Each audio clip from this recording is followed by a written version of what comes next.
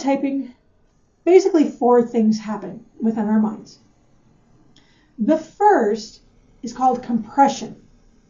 Now, what this means is we look at a group of people that are tied together by some kind of trait. Maybe it's gender, maybe it's religion, maybe it's race. It could really be anything. But instead of treating them as more alike with us than they are, we compress these into a narrow band of traits and say, that's it. All these people are alike. We're treating them all as alike, even though they're not. A big example of this that's happening right now is generational friction. How many times have you heard all boomers are the same? All millennials are the same. All of Gen Z is lazy and they don't do anything. All of Gen X are slackers. That's not true. You can't say that every single person in this group has this one set of traits. We've compressed those members into a single group that's very, very narrow. So that's the first thing that happens. After we compress these people into this group, this causes amplification. Now what this means are these little bits that we think about them, like all Gen Z is lazy, all boomers rage, and we amplify them. So they suddenly become more important than any of the other traits that these people might bring to the table, right? I can't hire any Gen Zs because they're all lazy and that's all they are. I can't get anything else out of them. You've compressed them into a group and now you've amplified those negative traits so that they completely overshadow anything else that could be positive. And let's be real, the reverse is probably true. Any group of people are going to be very different individuals, depending on their background, depending on their experience, depending on their age. To say all, one size never fits all. So we've compressed and we've amplified.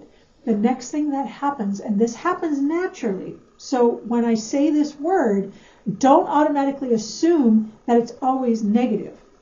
In this case it is, but not if we can actually fight against it and understand what we're doing.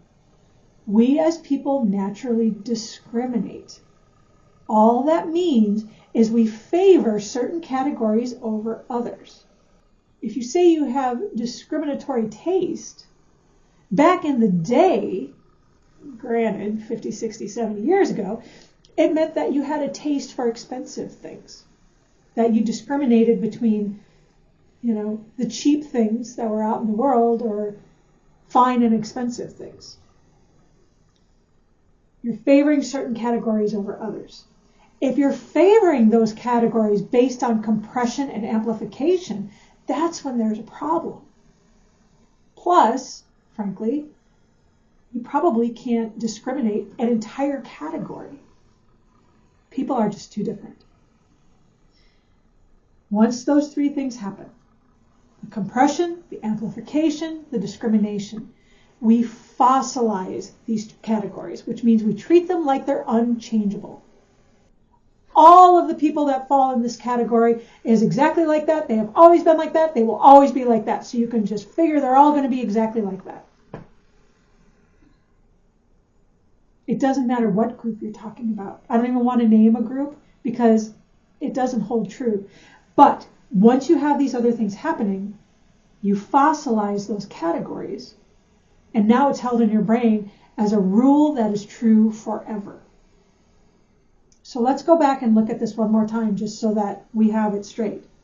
The first thing that happens in the brain without you knowing is the members are compressed into a smaller version of themselves. Like they are all alike in some way. That compression is then amplified. So the differences between members of different categories are pushed forward as opposed to the different things that make them human.